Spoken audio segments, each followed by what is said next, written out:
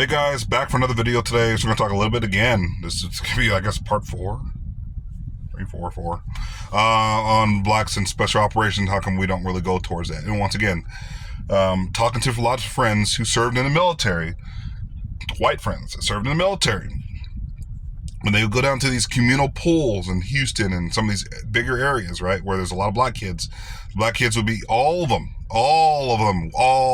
would be using floaties or just kind of playing around or doing something, but none of them can swim. And a couple of guys said that when they went down there, they actually taught some of these kids how to swim for the first time. These kids, some of these kids are, 8, 9, 10, 11, 12, 13, never learned how to swim, right? As far as foraging and hunting and living off the land, using a map and a compass, changing oil, changing tires, working on your vehicle. All these things are requirements of learning how, when you go to special forces, when you go to special operations. That's what separates many of us from other groups of people out there. Is a lot of these guys don't grow up in that way. Look at any Delta Force interview, look at any Navy SEAL Team 6 interview, look at any Force Recon, look at any of these interviews on Sean Ryan's show, on Mike Drop, on any of these shows, and they interview these guys. A lot of these guys have there's a certain thing that I keep seeing. These guys are kind of more loners type, whatever. I guess you'd say more sociopathic. That's not really in the black community as much. And you can talk about stereotypes, blacks. You can talk about stereotypes and whites. But these guys were more into maybe wrestling, or jiu-jitsu, more or less wrestling in high school, right? They weren't really, they were kind of average, okay, whatever. They weren't really into sports. They were okay in school, not very much. They all have the same damn story, beaten up by dad, a lot of these guys bullied, not very big, so not like your NBA type or your NFL types, right?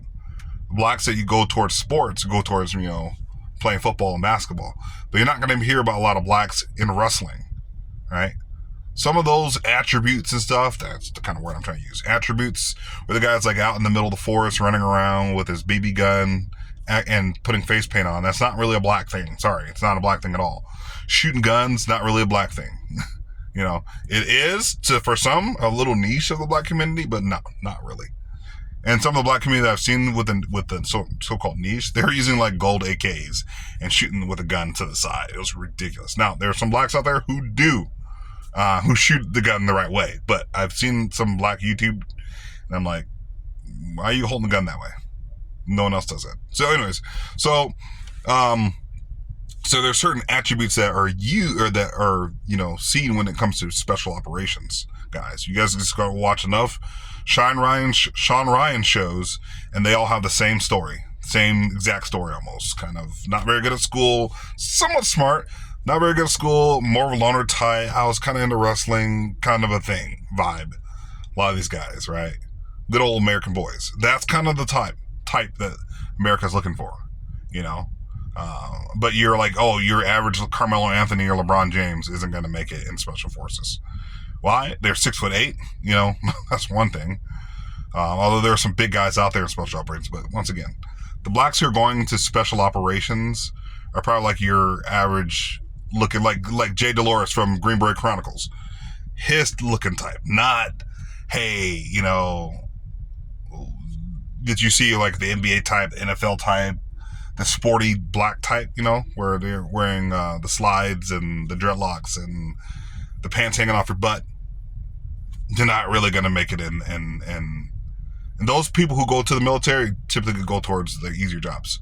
I remember when I was in cook school, 92 golf school, a lot of these black kids, the blacks and the whites, when I was in basic training, even then, it was no comparison whatsoever. The black kids, zero discipline, zero, just control, self-control.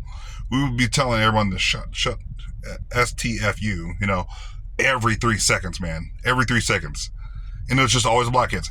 And every person I've talked to since then that served in the military, guess who are always the ones who are loud and obnoxious and making fools of themselves, while all the white kids were just sitting there like, what's wrong with these kids, man?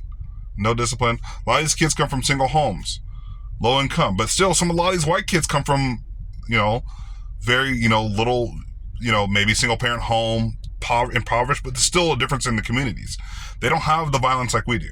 They have situations like drugs and stuff like that, and violence. Not saying that's not a thing, but for us who create, who are have more of the violent crimes in America, like as far as the everyday, drive-by shootings and stuff like that, and violence in our communities, prostitution, crack, all that stuff, whatever, people getting shut up, and then like no snitch rule.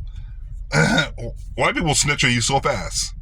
In the white community, yeah, they have their violence and crime and everything, but you go to a white community, like a white communal function, there's no violence. You don't see any violence. When I'm out here in Meridian, and you go to a huge event where there's like, 600 people, you won't see any violence, no fighting, you won't see any of that stuff. They'll be like, "Hi, sir, how are you? How are you today? Oh my goodness. Wow, I'm doing so fine." And that's how they talk to each other. The Hallmark version, in some of these middle class, upper class neighborhoods, that's how they talk to each other. You won't see that in any black neighborhoods. You'll never see that. A big black communal event is not going to be that way. It's going to be a lot of, there was a huge ocean liner situation where they had a bunch of black people that went on this ocean liner for a huge cruise, and the ship's captain was like, "Nope, you guys aren't doing no twerking fest. You're not doing any of that stuff." You don't have to tell white people that. Generally, you don't have to tell them, "Hey, no twerking fest, no jumping up on tables, beating each other up, and twerking on the tables." You don't have to tell them that. You have to tell us that, and that's a problem. Way away from the special operations again. I'll have to do another part, man. Hopefully you guys are, at least learning from these videos. But like, I get a lot of people in the white liberals in the comment section say, "Oh, I'm so offended. You're offending me so much." I work with 3 black special operations guys and on special forces. Doubt it. But but once again, there's only a few of us in there for a lot of different reasons. We're not hunting. We do some fishing. I grew up fishing, but we're not living off the land, doing bear traps and hunting. That's what those guys go for. They're stalking, animals, or hunting, guns, all those channels, all that stuff, whatever. That is a white thing. That is not a black thing. As far as the general sense of the terms of the traits that you look for in special operations guys. Not all white special operations come from, that kind of setting where they're like in the forest, but there's certain traits, there's certain disciplines that you need, and a certain path that you need, glide path that you need to join special operations. You're not going to just join special operations, like I grew up playing basketball my entire life, going to AAU camps, right? And I played sports, and I did okay in school, and I was really, really into basketball. I'm going to go in special operations. It's typically not how that works. They're usually like, "Hey, I'm the kind of loner kid. I like to wrestle. I kind of hung out, worked on my truck with my dad, or my dad wasn't involved, or, kind of things that you see in the white community more generally compared to us. Where these white kids, John Shrek McPhee, all these guys have the similar story, where they're, even Pat McNamara bullied John Shrek McPhee, said his dad beat him. Some of the sociopathic qualities some of these guys have, that's what you generally look for in special operations guys.